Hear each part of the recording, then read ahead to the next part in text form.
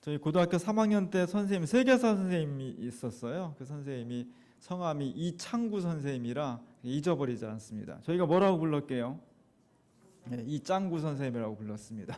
이창구 선생님인데 그분이 세계사를 쭉 설명하면서 세계 역사는 세계의 사과로 설명을 할 수 있다. 하나는 아담과 하와가 선악과를 따먹은 그 사건이고, 또 하나는 14세기 유럽에서 절대 군주들에 의해서 억눌려 있던 시민들이 새롭게 시민이 우리가 주인이다라고 주체 선언한 사건이 빌헬름 텔의 사건이다. 그가 아들 머리에 사과를 올려놓고 쏜 사건, 이 사건이 시민사회를 출발한 사건이다. 또 하나는 지금 우리가 살고 있는 시대가 과학기술 사회인데 17세기, 18세기 아이작 뉴턴이 사과가 떨어지는 것을 통해서 만유인력 법칙을 발견하면서 신화의 시대에서 과학의 시대로 문을 여는 출발점이 되었다. 그것이 세계의 사과로 역사를 설명한 거였습니다. 오늘날 네 번째 사과가 생겼죠. 무슨 사과예요? 스티브 잡스의 애플. 애플 전화기를 통해서 스마트폰이 발명된 것은 전 인류의 생활을 다 바꿔놓은 거예요. 아마 인류 역사는 스마트폰 이전과 이후 시대로 나눌 정도로 저게 아무것도 아닌 것 같은데 우리의 삶의 습관을 다 바꿔놔 버렸어요. 놀라운 겁니다. 저것도 애플 이렇게 돼 있죠. 우리가 선악과 그러면 실제 선악과는 사과일까요? 사실은 사과는 아닙니다. 선악과는 천상에만 있다고 전해 내려오는 과일이지 지상에는 없는 거예요. 근데 우리가 선악과 그러면 사과라고 생각을 해요. 왜? 오늘 본문에 있는 것처럼 하와가 그 선악과를 보니까 어땠어요? 보암직도 하고 먹음직도 하고 지혜롭게 할 것도 같고. 유럽에서 그런 과일이 뭐가 있을까? 사과. 빨갛고 탐스럽고 먹으면 포만감도 주고 예쁘고, 이런 과일은 여러 과일 중에서 사과랑 제일 가깝기 때문에 우리가 선악과는 사과일 거라고 생각하지만 사실은 사과는 아니에요. 우리가 사과라고 생각을 하는 거지. 그럼 뭐냐 도대체 선악과는 잘 모르죠. 우리는 선악과라고 표현되어 있는데 실제 선악과의 의미는 나무예요. 어떤 나무냐? 지식의 나무예요. 뭐에 대한 지식의 나무냐? 선과 악을 알게 해주는 지식의 나무. 히브리어 어법에서, 구약성경에 쓰여진 히브리어 어법에서 어떤 정반대의 개념 두 개를 묶어놓으면 전체를 뜻해요. 선과 악 그러면 전체 지식인데 단편적인 지식이 아니라 우리말로 하면 지금 완벽한 지식, 완전한 암, 총체적인 지식, 지식의 총체, 이런 걸 말하는 거예요. 우리가 사람을 아는데 부부 사이에도 배우자를 완벽히 모릅니다. 그건 인간의 한계예요. 세계를 안다, 세계사를 안다, 역사를 안다, 부분적으로 아는 거지 완벽히 할 수 없는 겁니다. 완벽하게 안다는 것은 신의 영역이에요. 선악과를 따먹었다는 것은 인간이 본성적으로 신이 되고자 하는, 신의 영역에 도달하고자 하는, 없는 것에서 있는 것을 창조하는 그런 능력, 그런 지식, 그런 것을 탐하고 있다, 인간이. 그런 이야기를 하고 있는 겁니다. 오늘 우리 사회는 지식의 사회인데, 지식사회, 19, 20세기까지만 하더라도 인간의 지식의 발전이 이렇게 빠르지 않았어요. 이 정도로 빠르지 않았습니다. 근데 산업혁명을 지나고 과학기술이 급속도로 발전하면서 현대사회는 지식사회라고 말할 정도로 인간의 모든 구조가 지식에 의해서 만들어지고, 지식을 갖지 않으면 살아갈 수 없는, 우리 사회 전체가 지식을 추구하고 있고 그 지식을 통해서 움직여지는, 산업사회는 직접 노동을 하고 물건을 만들어내고 제조업 중심이었다면 지금은 아이디어, 착상, 지식, 이런 사회를 지식 기반의 사회, 지식이 움직여지는 사회, 지식이 어느 것보다도 중요한 그런 사회 세상 우리가 살아가고 있는 겁니다. 왜 지식이 중요하냐? 지식을 알면 그냥 어디 가서 잘난 척하고 말 꿀리지 않고 말 더 잘하고 이 정도의 차원이 아니라 지식은 곧 뭐냐? 힘이기 때문이에요. 아는 것이 힘이에요. 정말로 아는 것이 힘인 시대를 살아가고 있는 거예요. 왜냐하면 그 지식이 지식으로 끝나는 것이 아니라 물건의 제조와 상업의 제조, 인생과 역사를 바꿔놓는 힘의 근간이 되기 때문에 무서운 거예요. 우리가 며칠 전에 경술 국치를 지났고 지금 한일 관계가 굉장히 어려운데 두고두고 아쉬운 것은 1894년도에 농민혁명이 있었습니다. 갑오 농민혁명. 우리나라에 일본군 세력과 러시아군 외세가 막 들어올 때 우리나라 농민들이 막 들고 일어나가지고 국가의 독립과 자주를 위해 싸웠습니다.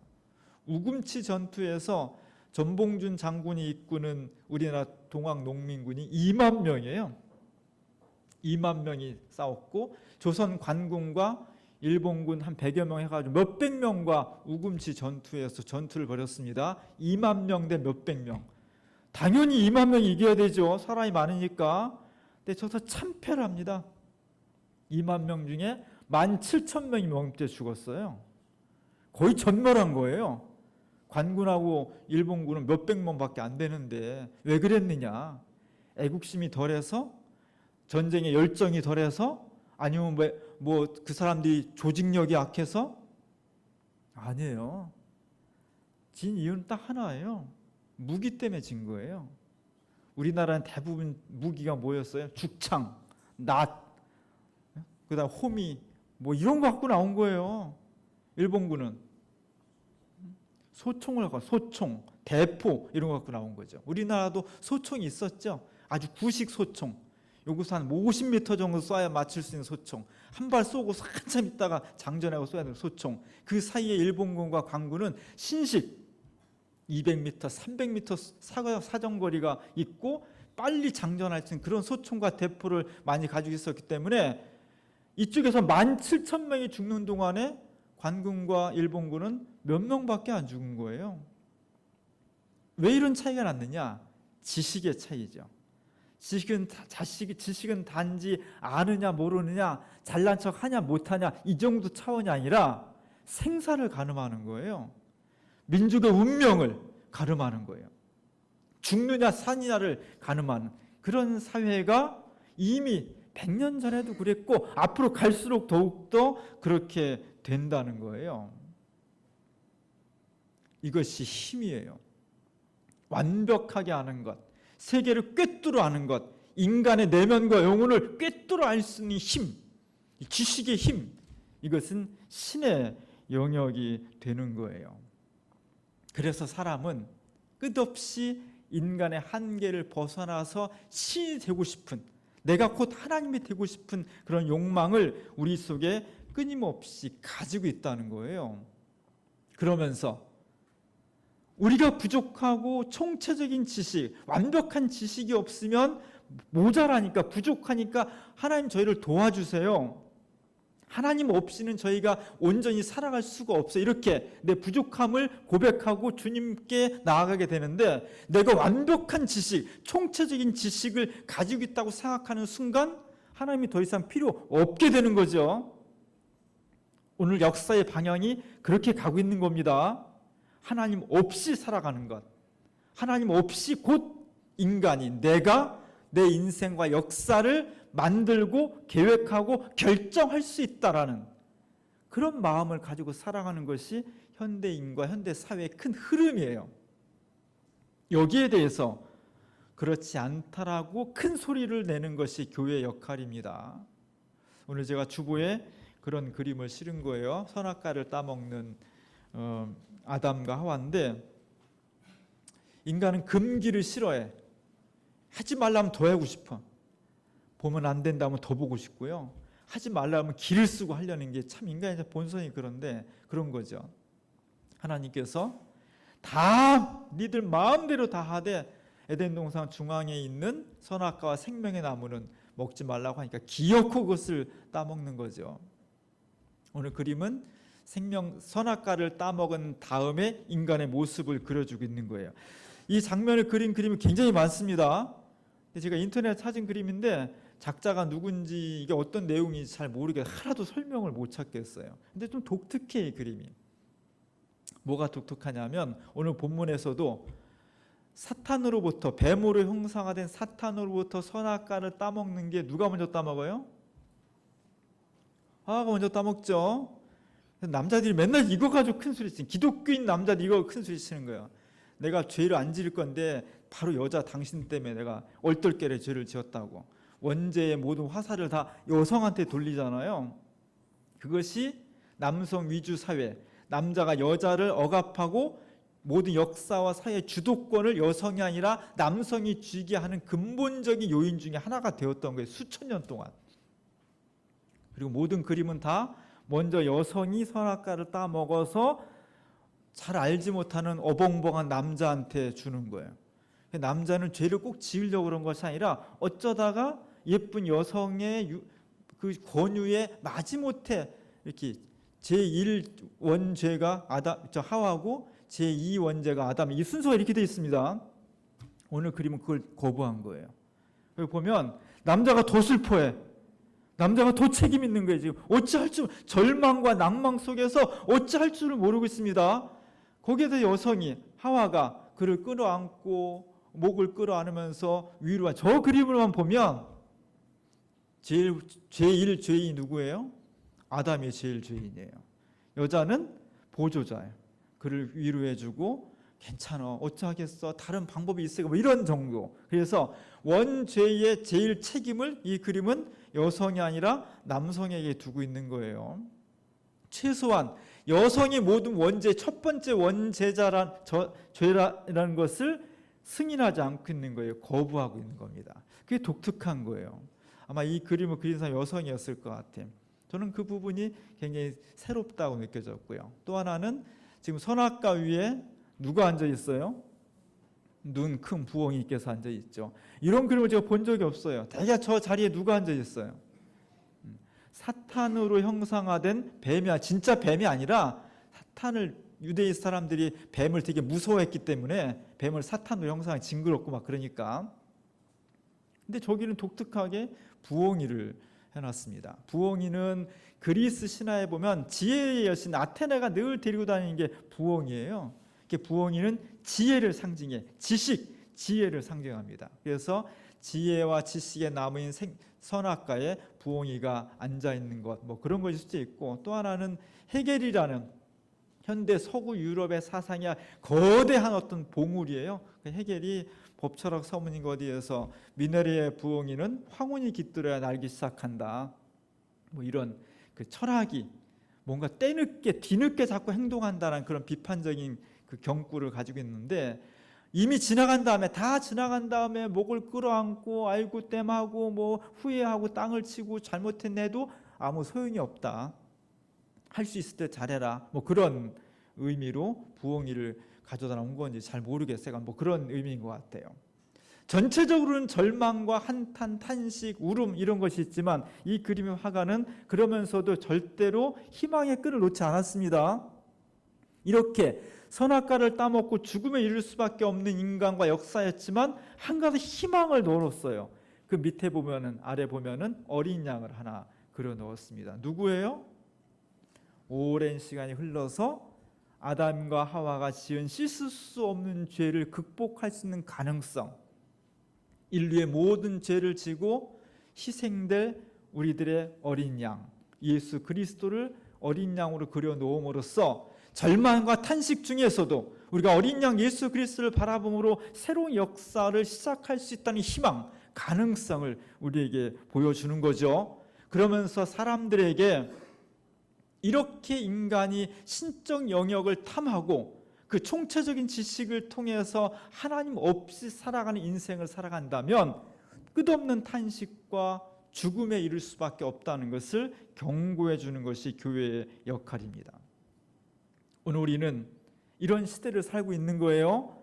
그래서 우리가 중요한 거예요. 우리가 정말 하나님과 함께 동행하는, 하나님이 인도하시는 삶을 어떻게 살아갈 수 있을까? 우리 시대의 근본적인 문제, 제가 여러분들한테 목회하면서 제일 많이 한 얘기가 이 얘기예요. 개인의 삶이나 우리 사회의 구조나 역사의 방향이 어디로 가고 있느냐? 하나님 없이 우리가 잘 살 수 있다는, 하나님 없이도 얼마든지 행복하게 살 수 있다는 그런 관념을 가지고 살아가는 거예요. 기독교는 거기에 반대하는 겁니다. 과학기술이 발전하고 지식이 아무리 늘어난다 할지라도 인간의 본질은, 그 인간이 만드는 문명과 역사는 하나님과 동행해야만 된다. 근데 끊임없이 우리는 하나님 없이 우리 스스로 인간이 신이 되고자 하는 유혹을 받고 있고 그 유혹에 넘어지고 있는 거예요. 끊임없이. 오늘 창세기 3장 5절에 보면은 사탄이 인간을 꾀입니다. 유혹합니다. 진짜 사탄이 있어서 유혹을 받은 걸 수도 있고 인간의 내면 속에 끊임없이 솟아나는 생각일 수 있어요. 뭐라고 꾀냐? 저 선악과 되게 맛있어.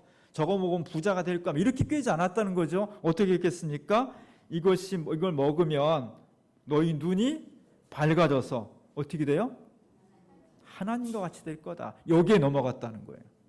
딴 데 넘어간 것이 아니라 하나님과 같이 되고자 하는, 인간은 피조물이고 창조된 존재인데, 그래서 위대하지만 하나님 앞에서 늘 한계가 있는 존재라는 것을 고백하면서 주님과 함께 더불어 살아가야 되는데, 인간의 본성 속에 내가 곧 하나님이 되고자 하는 그런 욕망, 그런 유혹 앞에 무지무지하게 많이 흔들리며 넘어지고 있다는 거예요. 이게 무서운 겁니다. 그 결과가 파멸이기 때문에 무서운 거예요. 현대 문명의 흐름이, 현대 인간들의 삶의 모습이 걱정스러운 게 이런 겁니다. 이미 150년 전에 우리가 잘 알고 있는 도스토옙스키가 이 얘기를 한 거예요. 제가 이거 여러 번 했습니다. 까라마조프카 형제들에서 그 두꺼운 소설 속에서 이야기하고 있는 핵심 주제는 이거예요. 이반이라는 두 번째 아들이 자기 아버지를 살해하죠. 스멜차코프라는 서자를 통해서 조종해서 살해합니다. 이반은 멍청한 사람이 아니에요. 가장 똑똑하고 이성적이고 합리적이고, 내 인생은 내가 만들 수 있다고, 세계 역사는 하나님 없이 인간의 지식과 능력을 통해서 역사를 만들어가고 있다고 큰소리치는 사람이에요. 그가 서자와 함께 자기 아버지를 살해합니다. 그 결과가 뭐냐? 그 결과가 스멜차코프는 자살했고 이반은 미쳐요. 도스토옙스키는 이걸 경고하는 거예요. 인간이 아무리 과학기술 문명이 발전하고 돈이 많고 행복하고 풍요롭게 산다 할지라도 창조주 하나님을 기억하지 않고 주님과 동행하는 삶을 살아가지 않는 삶의 결과는 뭐냐? 미치거나 죽는다는 거예요. 미치거나 자살한다는 거예요.